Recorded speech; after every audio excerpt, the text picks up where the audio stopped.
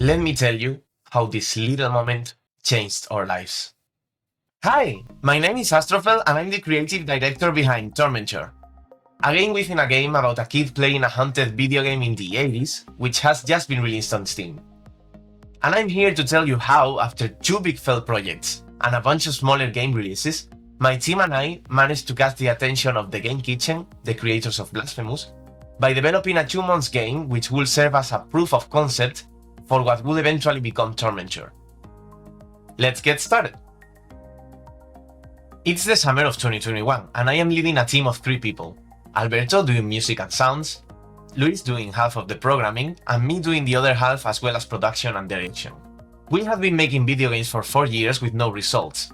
We had attempted to create a commercial game a few times, but most of our attempts had ended up as unfinished projects due to overscoping or lack of market appeal.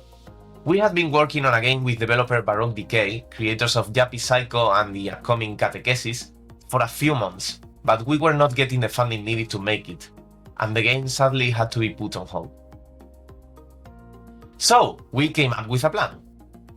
We knew from previous experience that Halloween was a great opportunity to release small horror game demos, so we decided to take full advantage of this. We will develop 3 horror games in the 3 months leading up to October, and release them all at the same time during the horror season, to increase our chances of success.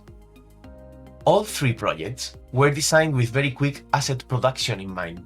In fact, 2 of them were past projects that had been put on hold before for different reasons. The first was a first-person PS1 style story-driven game. The second was a top-down roguelike inspired by the original adventure for the Atari 2600, but with a horror twist. And the third one was going to be a first-person point-and-click puzzle game with an aesthetic inspired by games like Myst. We managed to finish the first one in a month as planned and quickly started working on the second one. While developing the second game, we decided to make a trailer for it to test the waters and build some hype before October. And the trailer blew up on Twitter. Way more than we had anticipated.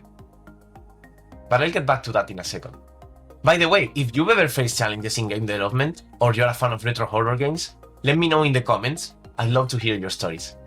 And if you're enjoying this behind the scenes look, don't forget to give this video a thumbs up and subscribe for more. This game, as some of you may already know, was Adventure, a game you can play completely free now, by the way. I'll leave the link in the description of this video.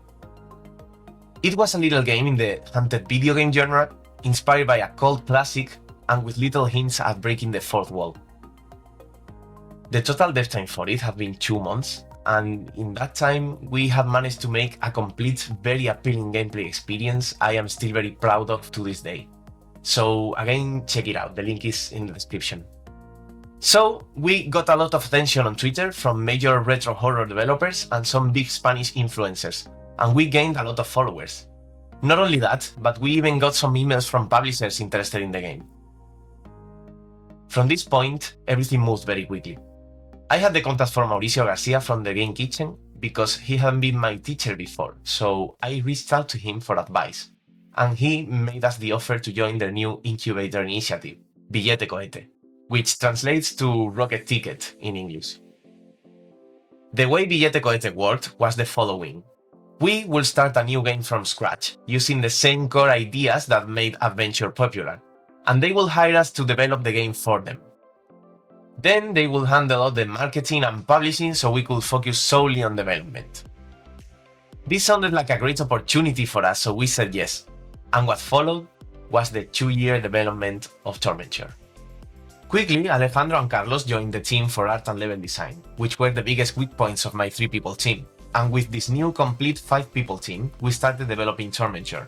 I would also like to mention that a lot of people from the Game Kitchen contributed to the development. I want to specifically thank Enrique Colinet, the level designer of Blasphemous, who helped us a lot with the game and level design, especially during the latter stages. This time we dropped the roguelike idea since it seemed too risky at the time, and instead we opted to dive deeper into the game within a game concept that Adventure was only hinting at. Funnily enough, we were already working on this concept when the incredible game Inscription was released.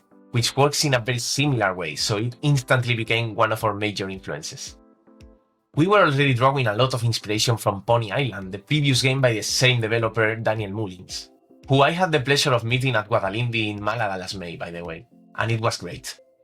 Another major inspiration for us was the game Faith by Erdorf, an amazing Atari-style game with gorgeous rotoscoped animations, an aesthetic that you can see referenced in multiple pivotal moments of Tormenture. And now, after almost 3 years since the release of that first proof of concept, Tormenture is finally out on Steam.